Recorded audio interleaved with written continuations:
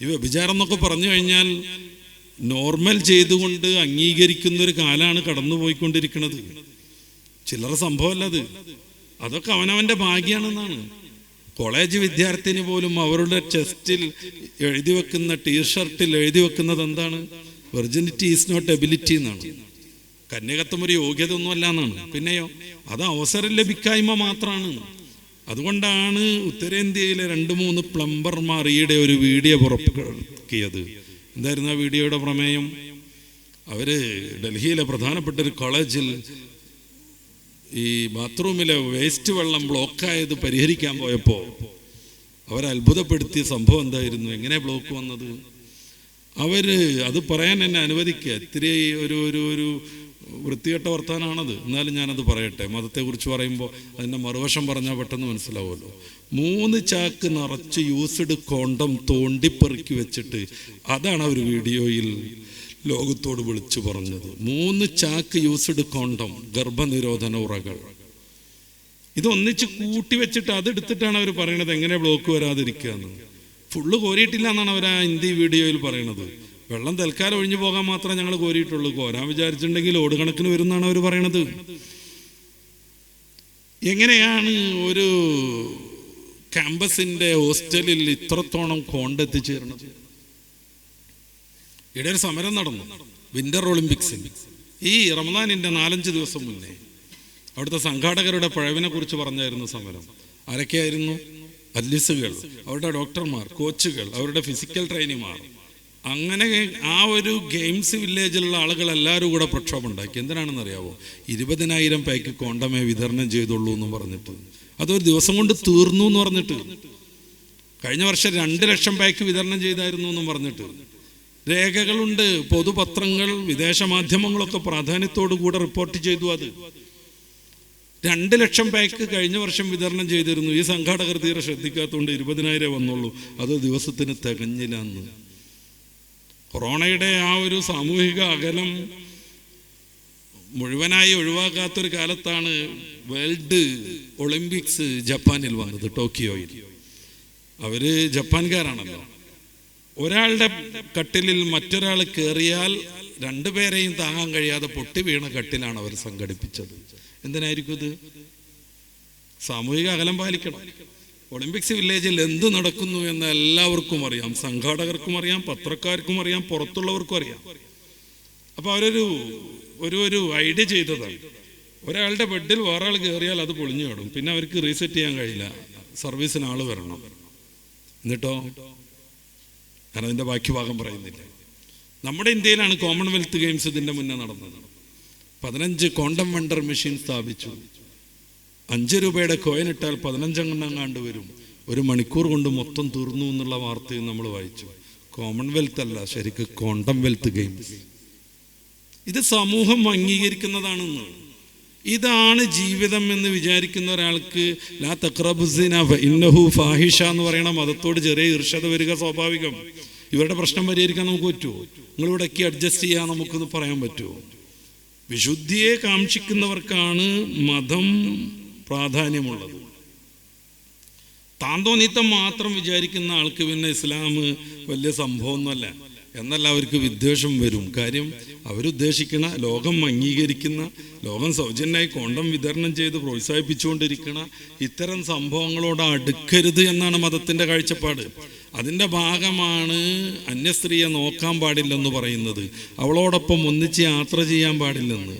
തെരഞ്ഞെടുപ്പ് കഴിഞ്ഞാലും അല്ലെങ്കിലും ജയിച്ചാലും അല്ലെങ്കിലും അന്യപുരുഷനും സ്ത്രീയും കൈ പിടിച്ച് ഡാൻസ് ചെയ്യാൻ പാടില്ലെന്ന് പറയണത്. എന്നല്ല, സ്ഥാനാർത്ഥി കടന്നു വരുമ്പോൾ 4-5 പെണ്ണുങ്ങൾ ഒന്നിച്ച് ചേർന്നിട്ട് ഹഗ് ചെയ്ത് മുത്തം കൊടുക്കരുതെന്ന് പറയണത്. പെണ്ണും ആണും അന്യരാണെങ്കിൽ ഒന്നിച്ച് യാത്ര ചെയ്യാൻ പാടില്ലെന്ന് പറയണത്. ഇത്രമേൽ സൂക്ഷ്മവും വിശുദ്ധവുമായി ജീവിക്കാൻ പറയുന്ന ഒരു ആദർശത്തെ നേരത്തെ ഞാൻ പറഞ്ഞ ടൈപ്പിലുള്ള ടീമിന് എങ്ങനെ അംഗീകരിക്കാൻ പറ്റുക? അതുകൊണ്ട് അവർ എക്സാന്ന് പറയും. മറ്റ് പ്രശ്നങ്ങളൊന്നുമല്ല. ആദർശത്തെക്കുറിച്ചുള്ള ബോധമോ അല്ലെങ്കിൽ ഇസ്ലാം മുന്നോട്ട് വെക്കുന്ന ഏതെങ്കിലും ഒരു ദർശനം, നമുക്ക് ചാലഞ്ച് ചെയ്ത് പറയാം, ഏതെങ്കിലും ഒരു ദർശനം, അത് മനുഷ്യൻ ഏതെങ്കിലും തലത്തിൽ ഉപദ്രവമായതുകൊണ്ടോ അല്ല. റസൂലുള്ളാഹി സ്വല്ലല്ലാഹു അലൈഹി വസല്ലം തങ്ങൾ പഠിപ്പിച്ച ഏത് കാര്യവും മനുഷ്യനെ സംബന്ധിച്ചിടത്തോളം ഏറ്റവും പരിപൂർണമാണ്. സൂറത്തുൽ അറാഫിന്റെ 157 വാക്യത്തിൽ ഹബീബായ നബി തങ്ങളുടെ ദീനീ ദഅവത്തിന്റെ ചില സാമ്പിളുകൾ കൊടുക്കുന്നുണ്ട്. യുഹില്ലു ലഹുമുത് ത്വയ്യിബാത്തി, അള്ളാഹുവിന്റെ റസൂൽ നന്മ അനുവദിക്കുന്നു. വേറെ രീതിയിൽ ചിന്തിച്ചാൽ അള്ളാഹുവിന്റെ റസൂൽ അനുവദിച്ചത് മൊത്തം നന്മയായിരുന്നു. വയുഹർരിമു അലൈഹിമുൽ ഖബാഇസ്, വൃത്തികേടുകളാണ് റസൂലുള്ളാഹി വിരോധിച്ചത്. എല്ലാ വൃത്തികേടുകളെയും മതം വിരോധിക്കുന്നു. അപ്പോൾ വൃത്തികേടുകളെ കാക്ഷിക്കുന്ന ഒരാൾക്ക്, താല്പര്യപ്പെടുന്ന ഒരാൾക്ക്, മദ്യപിക്കണമെന്ന് വിചാരിക്കുന്ന ഒരാൾക്ക്, പരസ്യമായിട്ട് തന്നെ ഇതൊക്കെ വേണമെന്ന് വിചാരിക്കുന്ന ഒരാൾക്ക് തീർച്ചയായും മതത്തോട് ചെറിയൊരു കുറവ് വരും.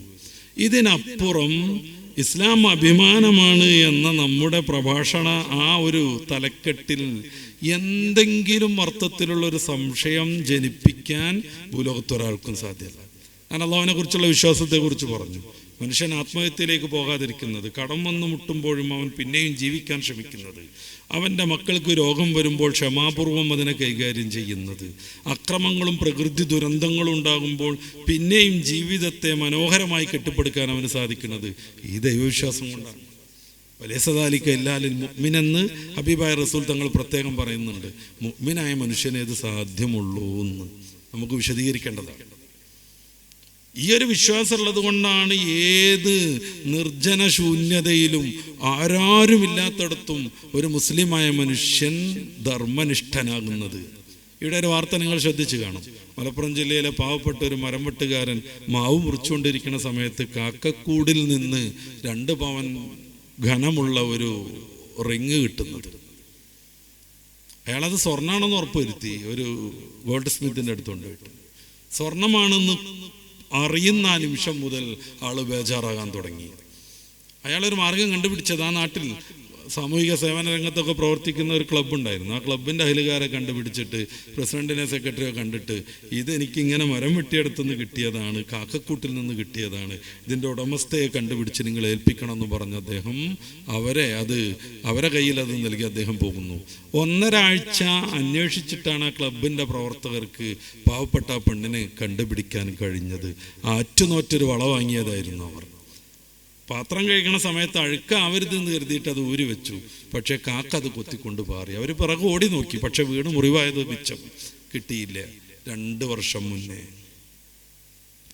അതിനെക്കുറിച്ചുള്ള ചിന്ത പോലും അവരുടെ മനസ്സിൽ നിന്ന് പോയിട്ടുണ്ട്. ആ സമയത്താണ് ഈ മനുഷ്യൻ മാവ് വെട്ടാൻ വരുന്നത്. അയാളുടെ യാദൃച്ഛികമായി കാക്കയുടെ കൂട് പൊളിഞ്ഞപ്പോൾ അതിൽ നിന്ന് ഈ സാധനം കിട്ടുന്നത്. അയാൾ ഹെൽപ്പറായിട്ടുള്ളത് സ്വന്തം ഭാര്യയാണ്. 2 പേരും കൂടെ അഡ്ജസ്റ്റ് ചെയ്തിട്ട് വേണമെങ്കിൽ ആ പെണ്ണിനെ പോലും അറിയിക്കാതെ ആ മനുഷ്യന് ആ 2 പവൻ്റെ ആഭരണം സ്വന്താക്കായിരുന്നു. ശരിക്കും പറഞ്ഞാൽ 2.5 ലക്ഷം രൂപയാണ് ആ പാവപ്പെട്ടവൻ്റെ കയ്യിലെത്തിയത്. പക്ഷെ അതോടുകൂടി അദ്ദേഹം ബേജാറാവുകയാണ്. ആരും അറിയില്ല. ഞാൻ പറഞ്ഞല്ലോ, ആ വളയുടെ ഉടമസ്ഥയാകുന്ന സ്ത്രീ പോലും അത് മറന്നിട്ട് കാലങ്ങളായി. വള അദ്ദേഹത്തിന് ഉപയോഗപ്പെടുത്തായിരുന്നു. ദാരിദ്ര്യത്തിൻ്റെ വലിയ പ്രശ്നങ്ങൾ അനുഭവിക്കുന്ന ഒരു പാവപ്പെട്ട മനുഷ്യനാണ്. ആൾക്കത് ഉപയോഗപ്പെടുത്താമായിരുന്നു. പക്ഷെ ആ മനുഷ്യൻ്റെ ഉള്ളിൻ്റെ ഉള്ളിൽ അള്ളാഹുവിനെ കുറിച്ചുള്ള ബോധം പ്രവർത്തിച്ചപ്പോൾ, ഞാൻ എത്ര പ്രയാസപ്പെട്ടാലും ബുദ്ധിമുട്ടിയാലും എനിക്ക് കുറേ സാമ്പത്തിക ബാധ്യതകളുണ്ടെങ്കിലും ഏതോ ഒരു സ്ത്രീയുടെ ഈ ഒരു ആഭരണം എനിക്ക് പറ്റില്ലെന്ന് അദ്ദേഹത്തിന് തീരുമാനിക്കാൻ കഴിഞ്ഞു. ഇത് ഭൗതികമായ ഒരു ആദർശം കൊണ്ട് ലഭ്യമാകുന്നതേ അല്ല. നമ്മൾ പോലീസ് ഉണ്ടെന്ന് കരുതിയിട്ട് ധാർമ്മികത പാലിക്കുകയാണെങ്കിൽ പോലീസിൻ്റെ അസാന്നിധ്യത്തിൽ നമുക്കത് പാലിക്കണമെന്നില്ലെന്ന് വരും.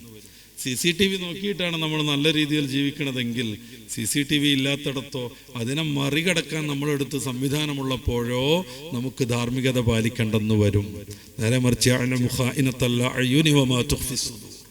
ഹൃദയങ്ങളുടെ ഉള്ളിലുള്ള സ്വകാര്യമായ ചിന്തകൾ മുതൽ നമ്മുടെ കണ്ണിൻ്റെ വളരെ രഹസ്യമായ നോട്ടം വരെയും കൃത്യമായി അറിയുന്ന റബ്ബുണ്ടെന്ന ബോധം മനുഷ്യനിൽ അങ്കുരിക്കുമ്പോൾ ലോകത്തെ ഏറ്റവും വലിയ സത്യസന്ധൻ അവനായിരിക്കും. ലോകത്തെ ഏറ്റവും വലിയ ധർമ്മനിഷ്ഠ ജീവിതം നയിക്കുന്നവൻ അവനായിരിക്കും. ആർക്കും അവനെ അതിൽ നിന്ന് പിന്തിരിപ്പിക്കാൻ കഴിയില്ല. ഭൗതികമായ ഒരു പ്രലോഭനങ്ങളും ഈ ഒരു ആദർശത്തിൽ നിന്ന് മാറാൻ അവനെ അനുവദിക്കുകയേയില്ല. അതുകൊണ്ടാണ് ഈ ഇബാദത്തുകൾ, അള്ളാഹുവോടുള്ള ബന്ധം ഇടയ്ക്കിടെ നമ്മിൽ ഊട്ടിയുറപ്പിക്കാനാണ് നിസ്കാരം പല സമയങ്ങളിലായി നമ്മൾ ചെയ്യേണ്ടി വരുന്നത്. സുബൈക്ക് പള്ളി കയറിയിട്ട് 5 വക്തും കൂടി ഒന്നിച്ച് ജാമാക്കാൻ പറ്റൂല. എന്തുകൊണ്ട് പാടില്ല? നമ്മൾ നിസ്കാരം വഴി റബ്ബിലേക്ക് എത്തിച്ചേരുന്നു. ഞാനത് വിശദീകരിക്കുന്നില്ല. അങ്ങനെ അള്ളാഹുവിനെ കുറിച്ചുള്ള ബോധമൊക്കെ നിറഞ്ഞ് സത്യസന്ധമായ ജീവിതത്തെക്കുറിച്ചുള്ള പ്രതിജ്ഞകളൊക്കെ പുതുക്കി പുറത്തു പോരുന്ന ഒരു മനുഷ്യൻ സ്വാഭാവികമായും അവൻ്റെ ജീവിത വ്യവഹാരങ്ങളിലേക്ക് കടക്കും, കച്ചവടത്തിലേക്കും ബിസിനസ്സിലേക്കും മറ്റ് ജോലികളിലേക്കും കിടക്കും. ഈ ഒരു വിചാരം, ഈ ഒരു ചൈതന്യം അവനിൽ നിന്ന് ഇത്തിരി ലോപം വരും. അതിങ്ങനെ കുറഞ്ഞു വരും. അപ്പോഴേക്ക് അടുത്ത നിസ്കാരം വരണം, അവൻ റീഫ്രഷ് ആവണം, അവൻ്റെ മനസ്സിനെ അവൻ റീസെറ്റ് ചെയ്യണം. ആ ഒരു വിചാരം കുറഞ്ഞു വരുമ്പോഴേക്ക് അടുത്ത നിസ്കാരം വരും. ഇതിനെ ഊട്ടിയുറപ്പിക്കാൻ വേണ്ടി ഇടയ്ക്കിടയ്ക്ക് സുന്നത്തുകൾ വരും. നോമ്പ് പോലെയുള്ള അള്ളാഹുവിനെ കുറിച്ച് എപ്പോഴും ഓർമ്മ നിലനിൽക്കുന്ന, വിശപ്പ് ഇങ്ങനെ പൊന്തുമ്പെന്നോ അള്ളാഹുവിനെ കുറിച്ചുള്ള വിചാരം വരുന്ന ആരാധനകൾ വേറെയും അള്ളാഹു നമുക്ക് വേണ്ടി സംവിധാനിക്കുന്നത് അതിനാണ്. അതുകൊണ്ടാണല്ലോ നോമ്പിനെ സ്നേഹപൂർവ്വം നമ്മളൊക്കെ ഏറ്റെടുത്തത്. ഇതിൽ സാമ്പത്തികമായി രാവിലെയും വൈകിട്ടും ഭക്ഷണം കഴിക്കാൻ പറ്റാത്ത ആരെങ്കിലും ഉണ്ടോ? ഇല്ലെന്നാണ് ഞാൻ വിചാരിക്കുന്നത്. നമ്മൾ സ്വകാര്യ ഭക്ഷണം കഴിച്ചാൽ ആരെങ്കിലും ഇത് കാണുമായിരുന്നോ? ഒരിക്കലും ഇല്ലായിരുന്നു. പക്ഷെ എന്തിനാ നമ്മൾ ഭക്ഷണം പോയിട്ടൊരു തുള്ളി വെള്ളം ഇറക്കാതെ ഈ സമയം വരെ പിടിച്ചു നിന്നത്? ഇനി വൈകിട്ട് വരെ അത് തുടരുന്നത്? വർഷങ്ങൾ, എല്ലാ മാസവും നമ്മൾ ഇത് സ്നേഹപൂർവ്വം അനുഷ്ഠിച്ചത്. കഴിഞ്ഞ വർഷം ഡെൻമാർക്കിലെ മുസ്ലിമീങ്ങളൊക്കെ 17-18 മണിക്കൂറായിരുന്നു നോമ്പെടുത്തത്. അവിടെ രാത്രി വളരെ കുറവുള്ള സമയമായിരുന്നു. പക്ഷെ ആ നോമ്പുകാലം അവർ ആഘോഷിക്കുക ചെയ്തത്. അവർ നമ്മൾ റബീഉൽ അവ്വലിന് കാണിക്കുന്നത് പോലെ അങ്ങാടിയിലൊക്കെ അരങ്ങ് തൂക്കി മാല ബൾബിട്ടു. അവരത് വളരെ സന്തോഷപൂർവ്വം സ്വീകരിച്ചു. എങ്ങനെയാണ് ഒരു വിശ്വാസിക്ക് മാത്രം ഇതിന് സാധിക്കുന്നത്? അതാണ് അവൻ്റെ ആത്മാർത്ഥത. അവൻ അള്ളാഹുവിനോട് അടുക്കുകയാണ്. അള്ളാഹുവിനോടുള്ള ബന്ധവും സ്നേഹവും കൂടിക്കൂടി വരുന്നതനുസരിച്ച് തീർച്ചയായും മനുഷ്യന് ഇത്തരം ആരാധനകളിലും പ്രയാസങ്ങളിലും ഒരഭിമാനം തോന്നുകയാണ്. അതുകൊണ്ട് ശാരീരികമായി എന്തൊക്കെ ഗുണങ്ങളുണ്ട് അതേക്കുറിച്ചൊന്നും ഇപ്പോൾ തൽക്കാലം നമ്മൾ സംസാരിക്കണ്ട. ഞാൻ പറഞ്ഞല്ലോ, നോമ്പെടുത്തുകൊണ്ട് എഴുത്തിക്കാഫിൻ്റെ നിയത്തും വെച്ച് ജമാഅത്തായി നിസ്കാരം നിർവഹിച്ച് പള്ളിയിൽ ഒരുമിച്ച് കൂടിയ മുഅ്മിനീങ്ങളോടാണ് ഞാൻ പറയുന്നത്. നിസ്കാരത്തിൻ്റെയോ നോമ്പിൻ്റെയോ മറ്റോ ശാസ്ത്രീയതയും അതുകൊണ്ടുണ്ടാകുന്ന ഭൗതിക ഗുണങ്ങളും പറയുന്നത് ഈ ഒരു വേദിയിൽ മാനക്കേടാന്നാണ് എൻ്റെ അഭിപ്രായം. അത് എന്തുണ്ടാവട്ടെ, റബ്ബ് പറഞ്ഞു, അത് മാത്രമാണ് വിശ്വാസി ഇതിലൂടെ മുന്നോട്ട് പോവാനുള്ള കാരണം. അതുകൊണ്ടാണ് റാബിയത്തുൽ അദബിയെ പോലെയുള്ള വലിയ വിശ്വാസികളൊക്കെ റബ്ബെ സ്വർഗം കാംക്ഷിച്ചാണ് ഞാൻ അമല് ചെയ്യുന്നതെങ്കിൽ എനിക്കത് തടഞ്ഞു വെക്കണം എന്ന് പറയുന്നത്. നരകത്തെ ഭയന്നാണ് ഞാൻ തെറ്റുകളിൽ നിന്ന് മാറി നിന്നതെങ്കിൽ എന്നെ നിർബന്ധമായും പിടിച്ച് അതിലിടണം എന്ന് പറയുന്നത്. ഞാൻ നിന്നെ പ്രണയിച്ചതുകൊണ്ട്, നീ കൽപ്പിച്ചതുകൊണ്ട്, എനിക്ക് ആവശ്യമായ എല്ലാ സംവിധാനങ്ങളും ഈ ഭൂമിയിൽ നീ ഒരുക്കി തന്നതുകൊണ്ട് നിന്നോടുള്ള കടപ്പാട് തീർക്കാനാണ് ആരാധന അർപ്പിക്കുന്നതെങ്കിൽ നീ സ്വർഗം തരികയാണെങ്കിൽ നല്ലത്. വമാ മഖ്സൂദുഹും ജന്നാത്തു അദ്ൻ, അവരുടെ താല്പര്യം സ്വർഗമല്ലായിരുന്നു. വലാ നൈലുൽ മഖാം, ഉന്നതമായ സ്ഥാനങ്ങൾ നേടലുമല്ലായിരുന്നു. പിന്നെ പടച്ച റബ്ബിനോടുള്ള അദമ്യമായ പ്രണയം കൊണ്ട് അവരെല്ലാ സാഹസങ്ങളെയും സഹിച്ചു. 18-19 മണിക്കൂർ കഴിഞ്ഞ വർഷം ഡെൻമാർക്കിലെ മുഅ്മിനീങ്ങൾ നോമ്പെടുത്തു. ഒരാൾ പോലും അത് കരുതിയിട്ട് നോമ്പൊന്നും മാറിയില്ല. അതുകൊണ്ട് ഇനി ഞാൻ എക്സാവാം എന്ന് ഒരാൾ പോലും തീരുമാനിച്ചില്ല. അതങ്ങനെയാണല്ലോ, ഒരാളെ പ്രണയിക്കുകയാണെങ്കിൽ പിന്നെ നമുക്ക് എന്തും പ്രശ്നമില്ലല്ലോ. ലൈലയെ പ്രണയിച്ച് അവസാനം ഇമ്രുൽ ഖൈസ് എന്ന അറബിക്കഥയിലെ നിത്യഹരിത പ്രണയ നായകന് അവരെ കിട്ടണില്ലല്ലോ. ഒരു രാജാവ് കെട്ടിക്കൊണ്ടുപോയില്ലേ അല്ലേ? രാജാവ് കെട്ടിക്കൊണ്ടുപോയി എന്ന് കരുതിയിട്ട് ആള് പിന്നെ ആ പ്രണയം നിർത്തിയോ? ഇല്ല, ശരീരം ആഗ്രഹിച്ചിട്ടില്ലായിരുന്നു. ഇന്നൊക്കെ പ്രണയം എന്ന് പറഞ്ഞാൽ അതാണ് എന്ന് അതിൻ്റെ ആളുകൾ തന്നെ വിശദീകരിക്കുന്നതും ദൈവത്തിൻ്റെ ചാരന്മാർ പോലെയുള്ള പുതിയ പുസ്തകങ്ങളിൽ വിസ്തരിക്കുന്നതും നമ്മൾ കാണുന്നുണ്ട്. ഇദ്ദേഹം ആ പെണ്ണിനെ പ്രണയിച്ചു എന്നുള്ളതിനപ്പുറമൊന്നും ആഗ്രഹിച്ചില്ല. അതുകൊണ്ടാണ് അയാൾ അങ്ങകലെ ഒരു കൊട്ടാരത്തിലേക്ക് കൊണ്ടുപോയത്. എൻ്റെ പ്രേയസിയെ തേടി അവളുടെ പേരും പറഞ്ഞ് ഉറക്കെ പറഞ്ഞ് യാത്ര പോയത്. ദീർഘമായ ദൂരം. വഴി കൂടുന്നതനുസരിച്ച് ആൾക്ക് വലിയ സന്തോഷം തോന്നി. വല്ലാത്ത സന്തോഷം തോന്നി. നിന്നെ ഓർത്തുകൊണ്ട് ഞാൻ നടന്നു പോയ എൻ്റെ പാതകൾ എന്നെ, എൻ്റെ കാലുകളെ, എൻ്റെ മനസ്സിനെ തണുപ്പിക്കണമെന്ന് അയാൾ ആഗ്രഹിച്ചു. അങ്ങനെയാണ് അബൂ സലമ ഗോത്രക്കാർക്ക് മദീനപ്പള്ളിയുടെ തൊട്ടടുത്ത് ഒരു വസ്തു വാങ്ങാനുണ്ടെന്നും വീട് വെക്കാൻ പറ്റുന്നും വിവരം കിട്ടിയപ്പോൾ ഹബീബായ റസൂൽ തങ്ങളോട് അവർ സമ്മതം ചോദിക്കണത്. ഞങ്ങൾ ആ സ്ഥലം വാങ്ങിയിട്ട് ഇവിടെ വീട് വെക്കട്ടെ. റസൂൽ സല്ലല്ലാഹു അലൈഹി വസല്ലം തങ്ങൾ പറഞ്ഞു, എന്തേ പ്രശ്നം? ഞങ്ങൾ ഈ മദീനയുടെ പ്രാന്തത്തുനിന്ന് വരണം, ദീർഘമായി നടക്കണം, ഇവിടെ നടക്കുന്ന എല്ലാ പരിപാടിയിലൊന്നും പങ്കെടുക്കാൻ പറ്റണില്ല. പള്ളിയുടെ തൊട്ടടുത്ത് തന്നെ ഒരു വസ്തു കിട്ടുകയാണെങ്കിൽ, അവിടെ ഒരു വീട് വെക്കാൻ പറ്റുകയാണെങ്കിൽ ഞങ്ങൾക്ക് പള്ളിയിൽ സജീവമായിട്ട് ഇടപെടാലോ എന്നവർ പറയുകയാണ്. ആസാറഹും എന്ന പരിശുദ്ധ ഖുർആൻ സൂറത്ത് യാസീനിന്റെ വചനം വിശദീകരിച്ച് ഇബ്നു കസീർ ഈ ഹദീസ് ഉദ്ധരിക്കണം. റസൂലുള്ളാഹി സ്വല്ലല്ലാഹു അലൈഹി വസല്ലം തങ്ങൾ പറഞ്ഞു, നിങ്ങൾക്ക് ഏറ്റവും ശ്രേഷ്ഠത ഇപ്പോഴുള്ള അവിടെ തന്നെ ജീവിക്കാനാണ്. കാര്യം നിങ്ങൾ ഇങ്ങോട്ടടുത്ത് വെക്കുന്ന ഓരോ ചവിട്ടടിക്കും നിങ്ങളുടെ പാപം പൊഴിയുന്നു, പദവി കൂടിക്കൊണ്ടിരിക്കുന്നു. ആളെ സ്നേഹിച്ചത് കൊണ്ട് ദീർഘമായി നടക്കാൻ വേണ്ടി വന്നപ്പോൾ വഴി ചോദിക്കണ സമയത്ത് ഇനി ഇത്ര മൈലുകൾ ഉണ്ട് എന്ന് ഓരോരുത്തർ പറയുമ്പോൾ ആൾക്ക് സന്തോഷം തോന്നി. അങ്ങനെ പോയി ആ കൊട്ടാരത്തിലെത്തി, കൊട്ടാരത്തിന്റെ വാതിൽക്കലെത്തി. കൊട്ടാരത്തിന്റെ വലിയ ഭേദിക്കാൻ കഴിയാത്ത മതിലിൽ തല്ലി ലൈലാന്നും വിളിച്ച് മറ്റേയാൾ നടന്നു, ഉംറുൽ ഖൈസ് നടന്നു. കഥയുടെ അവസാനത്തിൽ ആളൊന്ന് പരീക്ഷിക്കാൻ, ആള് തന്നെയാണോ എന്ന് അറിയിക്കാൻ വേണ്ടി ലൈല വൃത്തിയെ പറഞ്ഞയക്കുന്നുണ്ട്.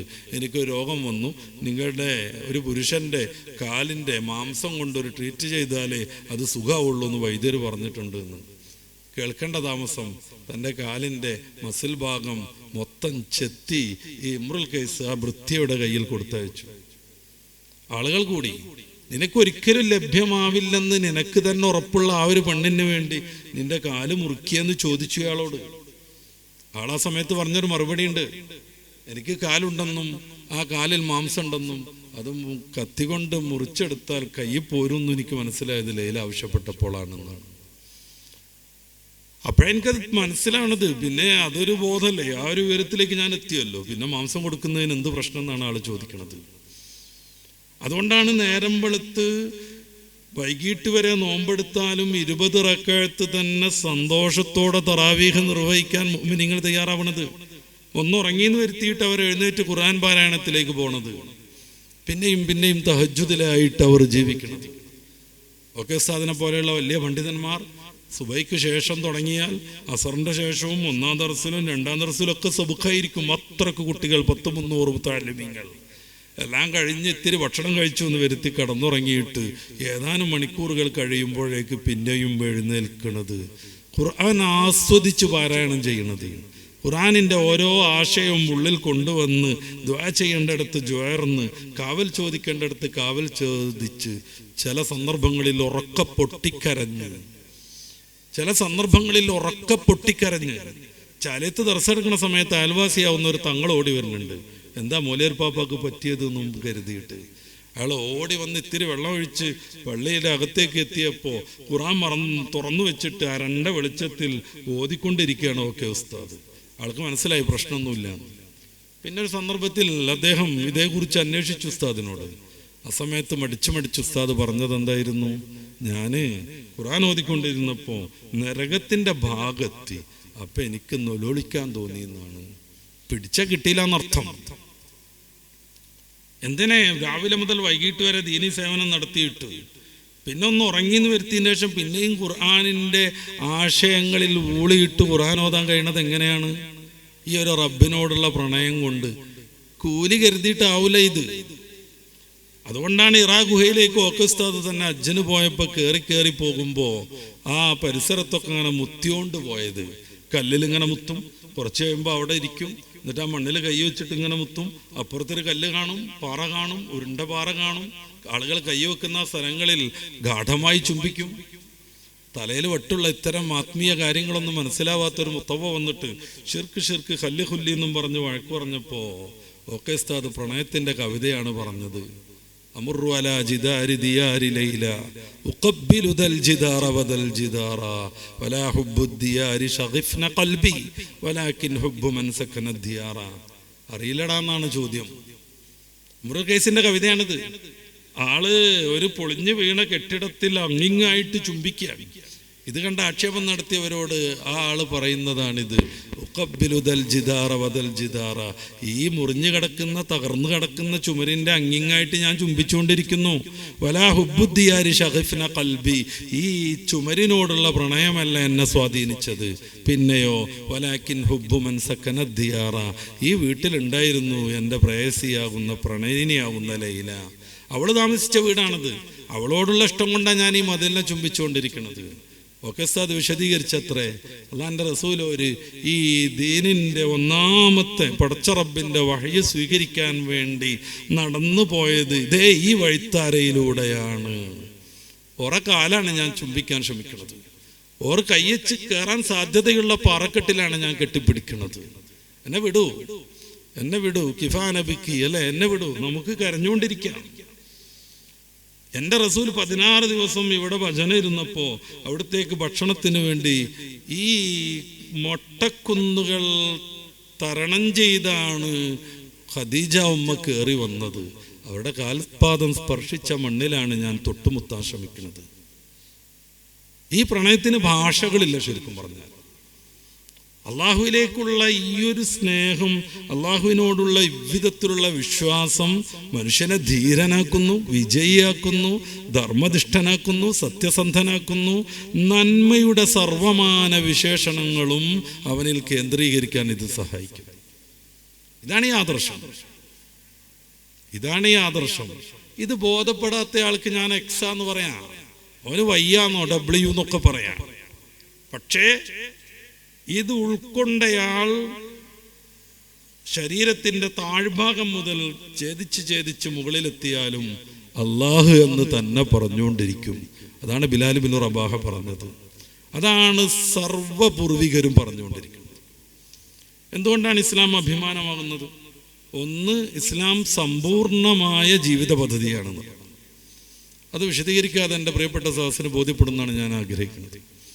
സമ്പൂർണം, ഏതെങ്കിലും ഒരു ഭാഗത്തെക്കുറിച്ച് അത് പറയാതെ വിട്ടിട്ടില്ല. റസൂലുള്ളാഹി സ്വല്ലല്ലാഹു അലൈഹി വസല്ലം തങ്ങളുടെ നിരക്ഷരതയെക്കുറിച്ച് നമുക്ക് ഇസ്ലാമിൻ്റെ പ്രമാണമാകുന്ന പരിശുദ്ധ ഖുർആന്റെ ആധികാരികത പറയുന്ന സമയത്ത് സൂചിപ്പിക്കേണ്ടതുണ്ട്.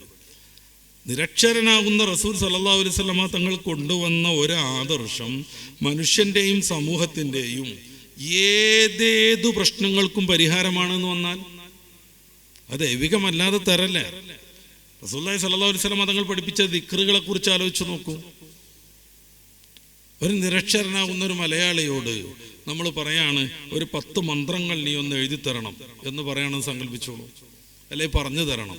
നല്ല പ്രാസമുത്തിച്ച, നല്ല ആദർശബോധമുള്ള, നല്ല ആശയമൊക്കെ ഇങ്ങനെ ഘനീഭവിച്ച് നിൽക്കുന്ന ഒരു 10 മന്ത്രം നീ ഒന്ന് നിർമ്മിക്കണം എന്ന് പറഞ്ഞാൽ ആള് കയ്യും വന്നെത്തും എന്ന് പറയും. നമ്മൾക്ക് വേണമെങ്കിൽ പരീക്ഷിക്കാലോ. അയാളുടെ വാക്ക് പോലും, അയാളുടെ സാധാരണ സംസാരം പോലും അത് വികൃത മലയാളമായിരിക്കും. ഹബീബായ നബി സല്ലല്ലാഹു അലൈഹി വസല്ലം തങ്ങൾ ഒരു പുസ്തകം വായിച്ചിട്ടില്ല, അവിടുന്ന് ഒരക്ഷരം എഴുതിയിട്ടില്ല. ഖുർആൻ അത് സാക്ഷി നിൽക്കുന്നുണ്ട്. സൂറത്തുൽ അങ്കബൂത്തിന്റെ 48-ാമത്തെ വാക്യം. അങ്ങനത്തെ റസൂൽ തങ്ങൾ മനുഷ്യന്റെ ജീവിതത്തിന്റെ ഓരോ നിമിഷത്തെയും അധികരിക്കുന്ന വലിയ മന്ത്രങ്ങളുടെ ഒരു സമാഹാരം പഠിപ്പിക്കണം. ഞാൻ ഖുർആനെ കുറിച്ചല്ല പറയണത്, അത് നമുക്ക് മാറ്റിവെക്കാം തൽക്കാലം. രാവിലെ എഴുന്നേൽക്കുമ്പോൾ എന്തു പറയണം? ബിസ്മില്ലാഹി അൽഹംദുലില്ലാഹില്ലദീ അഹ്യാനാ ബഅദമാ അമാതനാ. ലാസ്റ്റ് കടന്നുറങ്ങുമ്പോൾ എന്ത് ചെയ്യണം? ബിസ്മിക റബ്ബി വളഅ്തു ജംബി എന്ന് തുടങ്ങിയിട്ട് ഇതിനിടയിൽ മനുഷ്യൻ ബന്ധപ്പെടുന്ന ഓരോ സന്ദർഭത്തിനും പ്രത്യേകം പ്രത്യേകം ദിക്റുകളും മന്ത്രങ്ങളും പ്രാർത്ഥനകളും എങ്ങനെ ഒരു മനുഷ്യന് പഠിപ്പിക്കാൻ പറ്റും? നമ്മുടെ സാധാരണ കാണുന്ന സംഗതികൾ മാത്രമൊന്നുമല്ല. മൗലാന നബി തങ്ങളുടെ അൽ അദ്കാർ എന്ന് പറയുന്ന തടിച്ച ഗ്രന്ഥം പരിശോധിച്ച് നോക്കുക. റസൂലിൽ നിന്ന് ഉദ്ധരിക്കപ്പെട്ട മന്ത്രങ്ങളുടെ സമാഹാരമാണത്. ഒരു മനുഷ്യന് വേദന വരുമ്പോൾ എന്ത് ചെയ്യണം? റസൂൽ പറയുന്നുണ്ട്, വലത് കൈ അവിടെ അമർത്തി പിടിക്കുക. ബിസ്മില്ലാ ബിസ്മില്ലാ ബിസ്മില്ലാ അല്ലാഹുമ്മ ഇന്നി അഊദു ബിഇസ്സതിക വഖുദ്റതിക മിൻ ശർരി മാ അജിദു വഉഹാദിർ എന്ന് 7 പ്രാവശ്യം പറയാം. വിശ്വാസപൂർവ്വം പറഞ്ഞാൽ രോഗം മാറിയിരിക്കും. മാറട്ടെ മാറാതിരിക്കട്ടെ, അത് മറ്റൊരു ചർച്ച. നിരക്ഷരനാകുന്ന ഒരാൾക്ക് എങ്ങനെയാണ് ഇത്ര വിപുലമായ രീതിയിൽ ഒരു മന്ത്രസമാഹാരം സൃഷ്ടിക്കാൻ കഴിയുന്നത്? നമ്മളത് ആലോചിക്കേണ്ടതല്ലേ. അതെവിടെങ്കിലും പരിമിതമല്ലാന്ന്. മനുഷ്യൻ അവൻ്റെ ഏറ്റവും സ്വകാര്യതയിൽ അവൻ്റെ ഭാര്യയുമായി സംസർഗത്തിൽ ഏർപ്പെടുമ്പോൾ അതിൻ്റെ സ്റ്റാർട്ടിങ്ങിലും എൻഡിലും എന്ത് ചെയ്യണം എന്നുള്ളതും ചെല്ലണം എന്നുള്ളതും റസൂൽ സല്ലല്ലാഹു അലൈഹി വസല്ലം അതുങ്ങൾ പഠിപ്പിക്കുന്നുണ്ട്. അതുപോലും മനുഷ്യന് സന്തോഷം വരുമ്പോൾ എന്ത് ചെയ്യണം? മനുഷ്യന് ദുഃഖം വരുമ്പോൾ, സന്താപം വരുമ്പോൾ എന്ത് ചെയ്യണം? മനുഷ്യൻ ഷർട്ട് ഇടുമ്പോൾ എന്ത് ചെല്ലണം? മനുഷ്യൻ പുതുവസ്ത്രം ധരിക്കുമ്പോൾ എന്ത് ചെല്ലണം? സാധാ വസ്ത്രമല്ല, നമ്മളൊരു പുതുവസ്ത്രം ധരിക്കുകയാണെങ്കിൽ എന്ത് ചെയ്യണം? ഇങ്ങനെ തുടങ്ങി മനുഷ്യന്റെ സർവോന്മുഖ സ്പർശിയായ മന്ത്രസമാഹാരം. പരിശുദ്ധ ഇസ്ലാമിന്റെ കർമ്മശാസ്ത്രത്തെ കുറിച്ച് ആലോചിച്ച് നോക്കൂ. എന്തെങ്കിലും പൊതുവായ കാര്യങ്ങൾ പറഞ്ഞു മാറി നിന്നോ? അല്ല, കൃത്യമായി വിശദീകരിച്ചു. എത്ര വാള്യങ്ങളുണ്ട് കർമ്മശാസ്ത്ര ഗ്രന്ഥങ്ങൾ. മാമന അൽ ഹറമൈനി തങ്ങളുടെ നിഹായത്തുൽ മത്ലബ് ഫി ദിറാസത്തുൽ മദ്ഹബ് ഒരു വലിയ പെട്ടി നിറച്ചുള്ള ഒരു ഗ്രന്ഥമാണ്. അൽഹംദുലില്ലാഹ് ഈയിടെ ഖത്തർ പോയപ്പോൾ എനിക്കത് അവിടെ നിന്ന് കിട്ടി. ഒരു വലിയ പെട്ടി നിറച്ചുള്ള ഒരു ഗ്രന്ഥം. അവിടെ നിന്ന് ഇങ്ങോട്ട് തുടങ്ങുന്നു ഷാഫി ഫിഖഹിന്റെ ഗ്രന്ഥങ്ങളുടെ വികാസം. അത് ഇമാം ഗസാലി തങ്ങളുടെ 4 ഗ്രന്ഥങ്ങൾ, അവിടെ നിന്നിട്ട് മഹാനായ ഇമാം റാഫി തങ്ങളുടെ മുഹറർ, അതിനുശേഷം ഇമാം നബി തങ്ങളുടെ മിൻഹാജിന് തന്നെ മൻഹജുൻ നഹ്ജും, പിന്നീട് മിൻഹാജിൻ്റെ 1067 ഇന്ന് ലഭ്യമായ വിശദീകരണ ഗ്രന്ഥങ്ങൾ, ഇടയ്ക്ക് വെച്ച് ഉമറുൽ വർദിയെ പോലുള്ളവർ സുബ്ദ പോലെയുള്ള കവിതാ ഫിഖ്ഹുകൾ. നമ്മളാ ഫിഖിന്റെ വിസ്തൃതി ഒന്ന് ആലോചിച്ച് നോക്കൂ. മനുഷ്യന് എന്തൊക്കെ സംഭവിക്കുന്നു അതൊക്കെ ഫിഖ് വിശദീകരിച്ചിട്ടുണ്ട്. ചിലതൊക്കെ നമ്മുടെ മുമ്പിൽ തെളിഞ്ഞ് കണ്ടെത്തി കഴിഞ്ഞതാണ്, ചിലതൊക്കെ നമ്മൾ സന്ദർഭോചിതം കണ്ടെത്തേണ്ടതുമാണ്. മനുഷ്യപ്പട്ടിയെക്കുറിച്ച് ലോകം ചർച്ച ചെയ്തപ്പോൾ മറ്റ് ആദർശങ്ങളൊക്കെ ഈ മൗനത്തിൻ്റെ ആത്മീകത്തിൽ ഒളിച്ചപ്പോൾ പരിശുദ്ധമായ ഇസ്ലാം കൃത്യമായി അതിന് മറുപടി പറയുന്നത് എങ്ങനെയാണ്? മനുഷ്യരുമായി ബന്ധപ്പെട്ട എല്ലാ സംഗതികളും, ഇപ്പോൾ പുതിയ സാമ്പത്തിക ശാസ്ത്രത്തിലുള്ള പുതിയ സംഗതികൾ, പേയ്മെന്റ് രീതികളിൽ ഏതൊക്കെ അനുവദനീയം, ഏതൊക്കെ പാടില്ലാത്തത്, EMI എങ്ങനെ പറ്റും, പറ്റാതിരിക്കും, ഇങ്ങനെ തുടങ്ങിയിട്ട് മനുഷ്യന്റെ നവന്നവങ്ങളാകുന്ന പ്രശ്നങ്ങൾ മുതൽ അവൻ്റെ ആരാധനയുടെ വിസ്തരിച്ച വിശദീകരണങ്ങൾ വരെയും കൃത്യമായി മതത്തിലുണ്ട്. മതത്തിൻ്റെ പ്രമാണങ്ങൾ സമ്പൂർണമാണ്. പരിശുദ്ധ ഖുർആൻ ഇതുവരെയും ഇങ്ങോട്ട് എത്തിച്ചേരാൻ അള്ളാഹു സ്വീകരിച്ച വിവിധങ്ങളായ സുരക്ഷതയുടെ സംരക്ഷണത്തിൻ്റെ മാർഗങ്ങളുണ്ട്. അത് തന്നെ വിശദീകരിക്കണമെങ്കിൽ മാസങ്ങൾ വേണ്ടിവരും. നമ്മൾ വെറുതെ ഒന്ന് ആലോചിച്ച് നോക്ക്. ലോകാടിസ്ഥാനത്തിൽ 3 വർഷം മുന്നേ ഉള്ള കണക്ക് ഞാൻ പറയാം. 2 കോടി ചില്ലാനം മുഅ്മിനീങ്ങളുടെ ഹൃദയത്തിൽ ഫാത്തിഹ മുതൽ അന്നാസ് വരെ 64 പേജ് ഖുർആൻ കാണാതെ കിടക്കുന്നുണ്ട്. ചെറിയ പുസ്തകങ്ങളുടെ ഒരു ചെറിയ സമാഹാരമാണ് പുതിയ നിയമം ബൈബിൾ, ന്യൂ ടെസ്റ്റ്മെന്റ്. ഇതുവരെ അത് കാണാതെ പഠിച്ച ഒരൊറ്റ ക്രൈസ്തവനെ നമുക്ക് കാണാൻ പറ്റൂല. അവകാശവാദമല്ല, അതാണ് യാഥാർത്ഥ്യം. കോട്ടയത്തൂടെ സഞ്ചരിക്കുമ്പോൾ ലോകത്ത് ഏറ്റവും കൂടുതൽ കത്തോലിക്ക ക്രിസ്ത്യാനികൾ തിങ്ങിപ്പാർക്കുന്ന 2ാമത്തെ സ്ഥലമാകുന്ന പാലായിലൂടെ പോകുമ്പോൾ ആരെങ്കിലും കുല്ലിയത്തു തഹ്ഫീദിൽ ബൈബിൾ കോളേജ് കണ്ടിട്ടുണ്ടോ? അത് സാധ്യമല്ല എന്നുള്ളതാണ് സത്യം. നേരെ മറിച്ച് 2 കോടി ചില്ലാനം മുഅ്മിനീങ്ങൾ 3 വർഷം മുന്നത്തെ കണക്കനുസരിച്ച് ലോകത്ത് ഖുർആൻ മുഴുവനും കാണാതെ പഠിച്ചിട്ടുണ്ട്. ഏതെങ്കിലും ഭീകരനും വൃത്തികെട്ടവനുമാവുന്ന ഒരു ട്രംപ് ലോകത്തിൻ്റെ ഭരണം ഏറ്റെടുക്കുന്നു. പരിശുദ്ധ ഖുർആനാവുന്ന വേദം നേരത്തെ ഞാൻ പറഞ്ഞതുപോലെ ആൾക്ക് പറ്റാത്തൊരു പ്രശ്നമായതുകൊണ്ട്, അപ്പോഴല്ലേ നമ്മൾ ഈ ഇൻസ്റ്റീം ഫയലിലൊക്കെ കണ്ടതുപോലെ പച്ചമക്കളെ സെക്സ് നടത്തി ചുട്ട് തിന്നാനൊക്കെ പറ്റുള്ളൂ. ഖുർആൻ അത് പറ്റൂല. ഖുർആൻ കൃത്യമായി ചോദിക്കും, വൈദൽ മൗഊദത്തു സുഇലത് ബിഅയ്യി ദംബിൻ ഖുതിലത്, എന്ത് കാര്യത്തിനാണ് ഈ കൊല്ലപ്പെട്ടതെന്ന് ചെറിയ പിഞ്ചു മക്കളോട് മഹ്ശറിൽ ചോദ്യം ഉണ്ടാവും എന്ന് പറയുന്ന ഖുർആൻ ട്രംപിന് പറ്റിക്കൊള്ളണമെന്നില്ല. അവനേതെങ്കിലും ഒറ്റയ്ക്കുള്ള ദ്വീപിൽ പോയിട്ട് കുഞ്ഞുങ്ങളെ പൊരിച്ച് തിന്നാൻ അത് പറ്റിക്കൊള്ളണമെന്നില്ല. ആ ഒരു ചങ്ങാതി വന്നിട്ട് ഖുർആൻ കണ്ടുകെട്ടി എന്ന് വിശ്വസിക്കുക, വെറുതെ അവിടെ സങ്കല്പിക്കുക. ഖുർആൻ വർക്ക് ചെയ്യുന്ന എല്ലാ ആപ്പുകളും അയാൾ നിരോധിച്ചു, അല്ലെങ്കിൽ ആ ആപ്പൊന്നും വർക്ക് ചെയ്യാൻ പറ്റാത്ത വിധം വേറെന്തെങ്കിലും ഒരു ആപ്പ് അയാൾ കൊണ്ടുവന്നു എന്ന് സങ്കല്പിക്കുക. ഇപ്പൊ ഖുർആൻ ശൂന്യമായൊരു ലോകമാണ് ഈ നിമിഷം. ഒരു പ്രതി പോലും ഇല്ല. മദ്രസയിലെ കുട്ടികളെ ബാഗിലില്ല, മർക്കസിലെ കോളേജിലും ലൈബ്രറിയിലും ഇല്ല, നമ്മുടെ മർക്കസ് പള്ളിയിലില്ല, എവിടെയും ഖുർആനില്ല. ഈ ഒരു പരിതസ്ഥിതി വെറുതെ ഒന്ന് സങ്കല്പിക്കുക. നേരം വെളുക്കുമ്പോഴേക്ക് ആയിരക്കണക്കിന് ഖുർആൻ പ്രിന്റ് ചെയ്യാൻ ഈ ഒരു സമൂഹത്തിന് മാത്രം സാധിക്കും. ഒരു ഭരണാധികാരിക്കും ചുട്ടുകരിക്കാൻ കഴിയാത്ത, ഒരു ആപ്പ് നിരോധിച്ചാലും നശിച്ചു പോവാത്ത 2 കോടി മുഅ്മിനീങ്ങളുടെ ഹൃദയത്തിൽ അവരുടെ വേദം സുരക്ഷിതമായി നിൽപ്പുണ്ട്. വേറെ ആർക്ക്, വേറെ ഏത് ഗ്രന്ഥത്തിന് സാധ്യമാണ്? റസൂലുള്ളാഹി സ്വല്ലല്ലാഹു അലൈഹി വസല്ലം തങ്ങളുടെ ഹദീസ് പ്രമാണങ്ങളെ കുറിച്ച് ആലോചിച്ച് നോക്കൂ. ഖുർആന്റെയും ഹദീസിന്റെയും പ്രാമാണികതയെ കുറിച്ച് തന്നെ ഈ ചർച്ചയുടെ ഭാഗമായിട്ട് നമുക്ക് സംസാരിക്കണം. പറ്റുമെങ്കിൽ ഇന്ന് അല്ലെങ്കിൽ നാളെ ഇൻഷാ അല്ലാഹ്. നമ്മൾ ആലോചിച്ച് നോക്കുക. അള്ളാഹിന്റെ റസൂലോരുടെ വാക്കും പ്രവൃത്തിയും അവിടുത്തെ അംഗീകാരങ്ങളും ശേഖരിച്ച് ലോകത്തിലേക്ക് വിതരണം ചെയ്യാൻ വേണ്ടി ആയിരക്കണക്കിന് മനുഷ്യരുടെ ചരിത്രം A to Z രേഖപ്പെടുത്തി. ആ ഒരു മനുഷ്യന്റെ വാക്ക് ലോകത്തിന് പഠിക്കാൻ വേണ്ടി മാത്രം അനവധി വിജ്ഞാന ശാഖകളുള്ള വലിയ വൈജ്ഞാനിക ലോകം രൂപപ്പെട്ടു. ആയിരക്കണക്കിന് ഗ്രന്ഥങ്ങൾ രചിക്കപ്പെട്ടു. എന്ത് സംബന്ധിച്ച്? ഹദീസിനെ കുറിച്ചല്ല, ഹദീസിന്റെ സംരക്ഷണ രീതിയായിട്ട് ബന്ധപ്പെട്ടു. ചരിത്രത്തിൽ എങ്ങനെയെങ്കിലും അറിയപ്പെടുമായിരുന്നു ഹദീസ് റാവിമാരാകുന്ന സഹാബി വര്യന്മാർ അള്ളാഹിന്റെ റസൂലിനോട് ചേർന്ന് നിന്നില്ല എങ്കിൽ? അള്ളാന്റെ റസൂലിന്റെ വചനം ഒന്നെങ്കിലും ഉദ്ധരിച്ചില്ലായിരുന്നുവെങ്കിൽ അവരുടെ ചരിത്രം ഇന്ന് ലോകത്തിന് ലഭ്യമാവോ? ആയിരക്കണക്കിന് മഹാന്മാരുടെ ചരിത്രം, അവരുടെ ജനനം മുതൽ അവരുടെ മരണം, അവരുടെ ജീവിതം, അവരുടെ ഉസ്താദുമാർ, അവരുടെ ബുദ്ധിശക്തി, അവരുടെ ഓർമ്മശക്തി, ധാർമ്മികത, അവരുടെ സത്യസന്ധത, അവരുടെ ജീവിതം, അവരുടെ ജീവിതത്തിൽ അവർ പാലിച്ച മതനിഷ്ഠകൾ, അവരുടെ ജീവിക്കാനുള്ള ഉപാധികൾ, കച്ചവടം, തൊഴിൽ, കൃഷി നടത്തുന്ന സമയത്ത് അവർ കാണിച്ച സൂക്ഷ്മത, അവർ മൃഗങ്ങളെ വളർത്തുന്ന സമയത്ത് ആ മൃഗത്തിന് ഭക്ഷണമൊന്നുമില്ലാതെ മൃഗത്തെ കൈയിങ്ങനെ കൂട്ടിപ്പിടിച്ച് ആകർഷിച്ച് ആ മൃഗത്തെ അടുത്തേക്ക് വിരിച്ച് പിടിച്ച് കെട്ടിട്ടോ എന്നുള്ളത് പോലും അത്ര സൂക്ഷ്മമാണ്. നോക്കണം നമ്മൾ. ആ ബുഖാരി തങ്ങൾ ദീർഘയാത്ര ചെയ്തു. ഒരാളുടെ കയ്യിൽ ഒരു ഹദീസ് ഉണ്ടെന്ന് കേട്ടിട്ട് അത് ശേഖരിക്കാൻ ചെന്ന് ദീർഘമായി യാത്ര ചെയ്ത്, അന്ന് AC കാറിലല്ല സഞ്ചരിക്കുന്നത്, ഫ്ലൈറ്റിലോ ട്രെയിനിലോ അല്ല എന്ന് നമുക്കറിയാം. ദുർഘടമായ പാതകൾ താണ്ടി മാസങ്ങൾ നീണ്ടു നിന്ന യാത്രക്കൊടുവിൽ അദ്ദേഹം ലക്ഷ്യസ്ഥാനത്തെത്തുന്നു. ആ പണ്ഡിതനെ, ആ മനുഷ്യനെ കണ്ടുമുട്ടുന്നു. ഇനി അദ്ദേഹത്തിൽ നിന്ന് ഹദീസ് സ്വീകരിക്കണം, എഴുതി വെക്കണം, കാണാതെ പഠിക്കണം. ആ സമയത്ത് അതിൻ്റെ കഴുതയെ അദ്ദേഹം കൈയിങ്ങനെ കൂട്ടിപ്പിടിച്ചിട്ട് വിളിക്കണത് കണ്ടത്. നമ്മളൊക്കെ കാണിക്കാറുണ്ട് ആടിനെ എന്നൊക്കെ പറഞ്ഞ് വിളിക്കും. എന്തോ ഉണ്ട് എന്നുള്ള ഭാവത്തിൽ ആട് വരും. ആ സമയത്ത് പിടിച്ച് കെട്ടിയിടും. ഒന്നും കൊടുക്കാനില്ലായിരുന്നു. ഇമാം ബുഖാരി തങ്ങൾ തിരിച്ചു നടന്നു. ഈ സൂക്ഷ്മതയുടെ പേരാണ് ഹദീസ് നിദാന ശാസ്ത്രം.